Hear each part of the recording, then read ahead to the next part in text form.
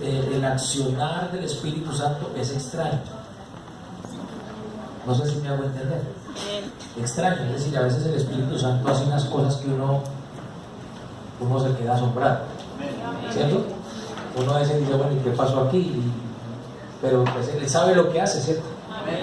Yo recuerdo que cuando pastoreaba en Darién, programamos una vigilia y nos fuimos a una finca. No era casa quinta, no era una finca, esas fincas de campo, casas grandes, piso madera, en tabla, y salimos a la madrugada después de la oración. Dijimos, vamos a salir al patio y vamos a hacer una fogata y vamos a alabar al Señor, y estábamos orando por los que no habían recibido el Espíritu Santo. Como yo creo que sucede en toda congregación, siempre hay hermanos que llevan 20, 30 y hasta 40 años de bautizados en agua y no han sido bautizados en el Espíritu Santo, ¿cierto? Uno a veces se pregunta, ellos mismos se preguntan, bueno, ¿y qué pasa? ¿Pero qué es lo que me hace falta? Si yo oro, yo ayuno, yo prendo, yo diezmo, yo voy al culto. Y habían hermanos allí que llevaban más de 20 años sin haber podido recibir el Espíritu Santo. Y también los hermanos llevaron amigos, fueron visitantes, algunos iban por primera vez. Habían parejas que convivían y no se habían casado, los invitaron y ellos fueron. Bueno, cuando empezó el avivamiento, la fogata, empezamos a orar, a cantar, empezó a suceder algo para algunos extraordinario, para otros extraño. Empezó el Espíritu Santo a manifestarse y comenzó a tocar. ¿Y usted sabe qué pasa cuando el Espíritu Santo toca algo? Amén. Esa persona no puede resistir. Algunos tiemblan, otros comienzan a gemir, otros lloran, otros gritan. Incluso hay otros que saltan y otros hasta salen corriendo. No pueden como resistir, es como una manera de expresar. O sea, lo que se siente es tan grande que no sé cómo expresarlo. Amén. Y empieza el Espíritu Santo a orar y a llenar, a bautizar. Empieza la gente a recibir el Espíritu Santo. Y eso fue extraordinario porque sacábamos 2, 3 que allí fueron llenos. Entonces yo les decía, háganos a un lado y metan los otros. Era como asando arepas, y saque aquí, porque acá. Y lo más extraño, hermanos, fue que esa noche 27 personas fueron llenas del Espíritu Santo. Pero 22 de las 27 no eran bautizadas. Es más, habían incluso algunos que era la primera vez que iban a la iglesia. Amén. Entre ellos había 2 parejas que convivían así en unión libre, y esa noche el Espíritu Santo los tomó. Empezaron a hablar en lenguas, brincaban, saltaban, gritaban. Ellos mismos tal vez no entendían lo que estaba sucediendo. De hecho, muchos hermanos no entendían lo que estaba sucediendo. Se me acercó uno de los hermanos y me dice, pastor, yo me siento frustrado. ¿Pero por qué, hermano Noel, te sientes frustrado? Me dice, pastor, llevo 25 años en la iglesia, todos los días pidiéndole al Señor que me llene con el Espíritu Santo. Ayuno, voy a devocionales, voy a campamentos donde dicen que hay cultos por recesión, allá voy, convenciones, y nada. Para que llegue esta gente de un momento a otro de primerazo y los llena el Señor con el Espíritu Santo. Qué manera tan extraña del Señor obrar. Y yo le dije, hermano Noel, es verdad, es una manera muy extraña, pero la obra del Espíritu Santo es perfecta. Es perfecta. Mire, el Señor manda un ángel y le dice a una jovencita, tenía como 16 años, 16, 17, María, y le dice, el Señor le manda una razón, y es que usted va a quedar en embarazo. Y dice, no, eso no puede ser posible. Yo nunca me he acostado con nadie. Nunca me he acostado con ningún hombre. ¿Cómo voy a quedar en embarazo? El ángel le dice, es que esto no es obra de hombres. Esto es obra del Espíritu. Esto no es de aquí, esto es de arriba. Tal vez tú no entiendes. Bueno, yo te voy a tratar de explicar. El Espíritu Santo va a venir sobre ti, te va a cubrir, va a ser sombra y vas a quedar en embarazo. Cuando María ya entiende, al final, cuando ella entiende, ella levanta las manos y dice, he aquí la sierva del Señor, hágase conmigo conforme. Por eso es necesario entender la palabra. Amén. Porque cuando usted entiende la palabra, usted lo que hace es someterse. Y cuando usted se somete, eso indica que su voluntad, usted la rinde ante la voluntad del Todopoderoso. Y a partir de ese momento es que Él toma el control de su vida. Porque necesitamos permitirle al Espíritu Santo tomar el control de nuestra vida. Amén. Entonces la obra del Espíritu es compleja, pero es extraordinaria. Mire, esto de la recepción del Espíritu Santo, del ser lleno del Espíritu Santo, todo inicia con una promesa. Desde el Antiguo Testamento ya se estaba hablando de esto. Dice Hechos 2, 16, más esto es lo dicho por el profeta Joel. Es decir que tal vez unos 600, 700 o más años atrás ya se había dado la promesa, ya se había dicho que el Espíritu Santo iba a ser derramado. Amén. En San Marcos capítulo 9, versículo 1, el Señor le dice a los discípulos que el reino de Dios vendría con poder. Esto era haciendo referencia al Espíritu Santo. Amén.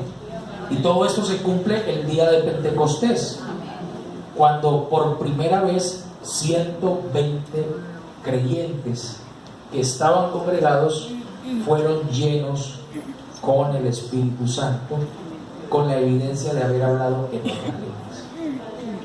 Amén. Si miramos también en San Mateo capítulo 3,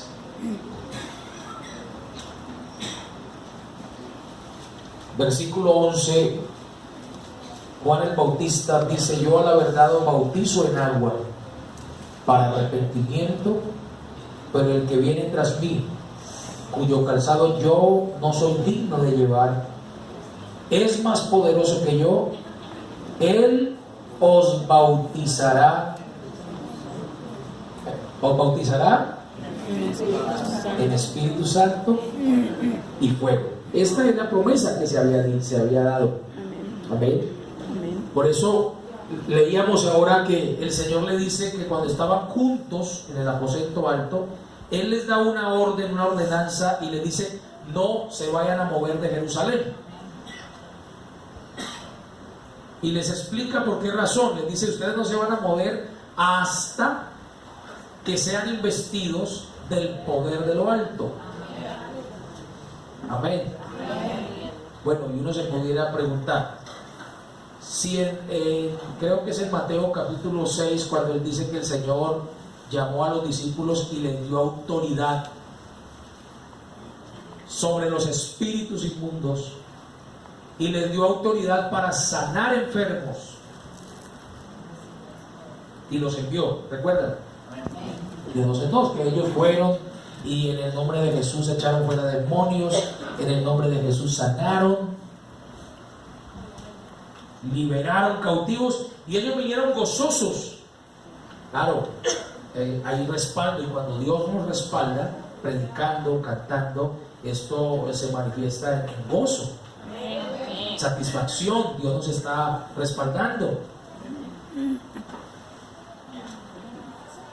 Y ellos vienen contando las experiencias. Los demonios se sujetaban en tu nombre.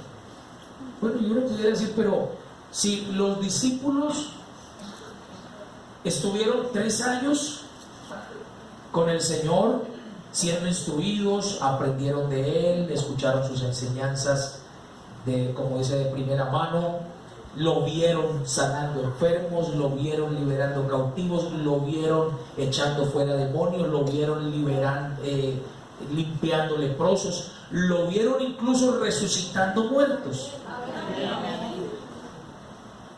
No fue que se lo contaron a ellos, ellos fueron testigos presenciales. Y a ellos mismos fue que el Señor les encargó esta misión de ir por el mundo y de predicar el Evangelio. Si ellos tenían conocimiento, tenían ya experiencia porque ya lo habían hecho. Conocimiento y experiencia. Es posible que nosotros a lo largo de los años hayamos adquirido mucho conocimiento por la gracia de Dios. Y todavía estamos aprendiendo. Experiencia, ustedes son líderes, algunos que tienen mucha experiencia en la evangelización, en la administración, en la predicación. Tenemos conocimiento y tenemos experiencia. Pero ¿sabe una cosa, iglesia? Se necesita mucho más que conocimiento y se necesita mucho más que experiencia. Es necesario el conocimiento, es necesaria la experiencia, pero más importante aún es ser llenos de la unción del Espíritu Santo. Porque esto lo ha movido es el Espíritu Santo. Si nosotros hoy hemos llegado a donde hemos llegado y hemos logrado todo lo que hemos logrado, esta iglesia hoy disfruta del bienestar, esta iglesia hoy disfruta de mucha bendición, de mucho crecimiento. La iglesia está creciendo en todos los aspectos. Esto no obedece a la sapiencia de los líderes, no obedece a la sapiencia, a la sabiduría, el conocimiento de los que administran, de los que predican. Esto no radica en la experiencia que a través de los años se ha venido adquiriendo. Hermanos, esto se ha sostenido y esta iglesia ha avanzado y seguirá avanzando mientras la presencia del Espíritu Santo repose en medio de él. Por eso es necesario que usted sea lleno del Espíritu Santo. Amén. Es vital, es necesario. Por eso el Señor le dice a ellos: pero recibiréis poder. Es decir, la autoridad. Ellos tenían el conocimiento y la experiencia, pero necesitaban algo más que eso. Necesitaban la autoridad que solo puede dar el Espíritu Santo. Por eso ellos estuvieron esperando el cumplimiento de esa promesa. Entonces el Señor está hablando a la iglesia del primer siglo acerca de la imperante y la urgente necesidad que tenían ellos como creyentes de ser llenos del Espíritu Santo. Y yo creo que hoy 21 siglos después, la necesidad sigue siendo imperante y urgente. Necesitamos que los que no han recibido el Espíritu Santo lo reciban. Amén. Y los que ya recibieron el Espíritu Santo, necesitamos que ellos sigan siendo llenos cada día más, o sigamos siendo llenos hasta que nuestras copas rebosen. Porque ahí es donde radica la vida y el éxito de la iglesia. Una iglesia donde no se mueva la presencia del Espíritu Santo, esos cultos no son más que simples reuniones donde se puede cantar bonito y podemos hacer una cantidad de cosas, pero si la presencia del Espíritu Santo no está en medio de la iglesia o no se mueve en medio de la iglesia, ahí no pasa nada. Eso no es más que una simple reunión. Cuando el Espíritu Santo se recibe, bíblicamente podemos encontrar que esto se evidencia a través del hablar en lenguas. La Biblia dice que cuando estaban los 120 congregados, dice: de repente vino como un viento recio que sopló sobre los que estaban allí congregados. Y en el momento que el viento recio sopla sobre ellos, Dice, todos fueron llenos.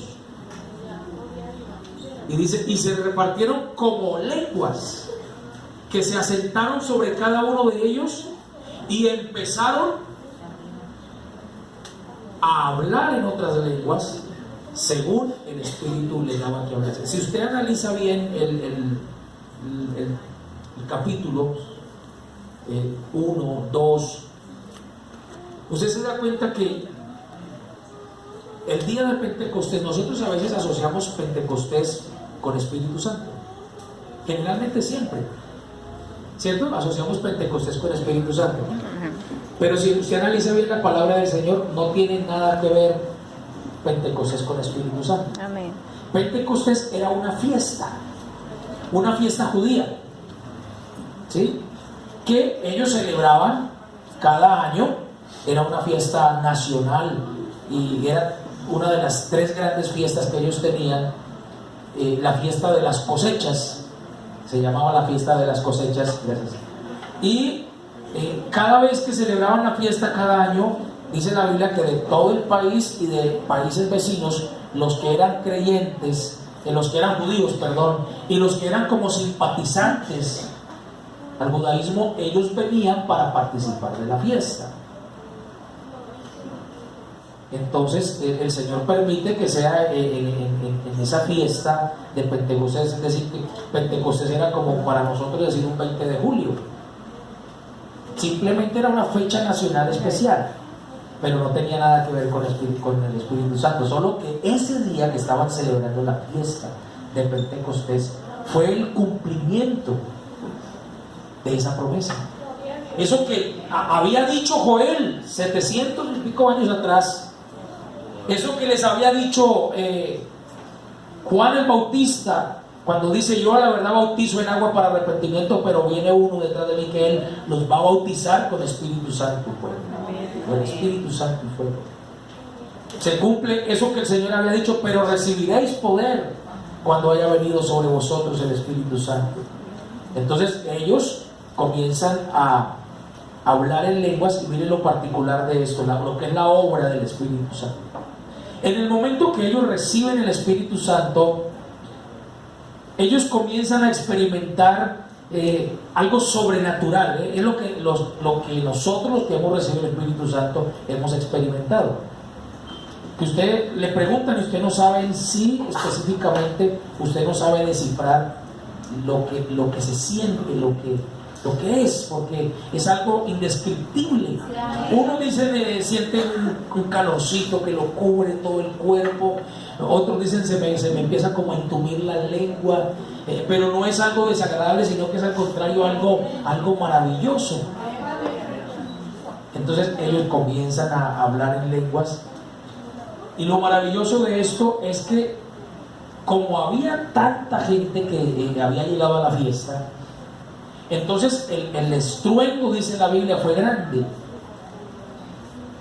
Entonces la gente comenzó a agolparse, la gente comenzó a llegar, y la gente, algunos se preguntaban y decían: ¿qué está pasando? Esta gente está loca. Otros decían: no, están ebrios. Por eso Pedro comienza a hablarles y le dice: no, Señor, ellos no están ebrios, está muy temprano como para estar borrachos. Eran aproximadamente como las 3 de la tarde, y esta no es hora para estar borrachos. Es que aquí se está cumpliendo la profecía, la palabra que el Señor había dicho por medio del profeta, que en los postreros días derramaría Jehová de su espíritu sobre toda carne. Y dice la palabra que entre los que se agolparon parece que había gente que venía de otras nacionalidades, porque dice que habían partos, medos, elamitas que venían de Ponto, de Asia. Bueno, nombra varios lugares de donde venía la gente, de Etiopía. Y dice que ellos se maravillaban. Miren cómo el Espíritu Santo, en su accionar, en su obra, permite que sea ese día de la fiesta, que hay tanta gente, porque a través de la manifestación del Espíritu Santo, de esa recepción del Espíritu Santo, cuando ellos experimentan por primera vez lo que es recibir el Espíritu Santo, lo que es ser sellados con el Espíritu Santo, quedando evidenciado con el hablar en lenguas, que el Señor usa esas lenguas de las diferentes naciones o nacionalidades que había, para que a través de esa manifestación del Espíritu Santo y del hablar en lenguas se diera testimonio a estas personas, porque son ellos mismos los que están diciendo: es que ellos están hablando en nuestra propia lengua, en nuestro propio idioma. Tal vez el que estaba hablando en ese momento no sabía, no conocía el idioma. Eso es parte de la misma obra extraña del Espíritu. Pero siempre hay un propósito. Y en este caso el propósito era que a través de esa manifestación del Espíritu Santo y de ese hablar en lenguas, las personas que habían venido de otros países escucharan en su propio idioma lo que el Señor quería decirles. Ahí se estaba dando un mensaje, una evangelización, porque ellos mismos testifican y dicen: escuchábamos cómo ellos magnificaban, cómo engrandecían, cómo exaltaban, cómo glorificaban el nombre del Señor. Grite gloria a Dios. Grite gloria a Dios. Aleluya. Entonces, cuando el Espíritu Santo se recibe, se evidencia a través del hablar en lenguas. ¿Cómo nos damos cuenta que una persona recibe el Espíritu Santo? Porque a veces uno le pregunta a una persona: hermano, ¿se ha recibido el Espíritu Santo? Hermano, yo no sé. ¿Cómo no va a saber? ¿Cómo no va a saber? Alguien me preguntó alguna vez: pastor, yo tuve una experiencia esta semana, me dice el hermano, mientras dormía. Yo, mientras estaba durmiendo, yo en medio del sueño me veía en un culto, o sea, estaba como en un culto, soñaba que estaba en un culto, y de repente en medio del culto el Espíritu Santo me tomó. Él no había recibido el Espíritu Santo. Mire qué obra tan extraña, pero tan magnífica. Hermano, y yo empecé a hablar en lengua, o sea, en el sueño, pero él tenía la duda. Hablé en el sueño, pero yo no soy consciente si realmente hablé en lenguas o no hablé en lenguas, pero yo soy consciente que en el sueño yo hablaba en lenguas y danzaba y glorificaba a Dios. Entonces yo le dije: bueno, hay que empezar a orar, y hay que empezar a pedirle al Señor que le muestre, que le confirme. Porque si se da el caso, se ha dado el caso de personas que durmiendo han sido llenos con el Espíritu Santo. Durmiendo, hermano, durmiendo. Durmiendo. Yo tuve la experiencia con un muchacho. Había sido satanista el muchacho, y lo trajimos de Medellín a pasear. Era llegado a la casa, y el Señor empezó a obrar en él, a quitarle todas las cosas. Me invitaron a predicar una vez a Río Frío. Entonces, cuando yo llegué, era un culto de avivamiento. Pero cuando yo llego al culto, y cabe anotar esto, hermanos, que muchas veces nosotros esperamos un año o 6 meses para que cualquier directivo programe una semana de recepción, profesión del Espíritu Santo, que para que los hermanos reciban el Espíritu. Eso creo que eso es un error.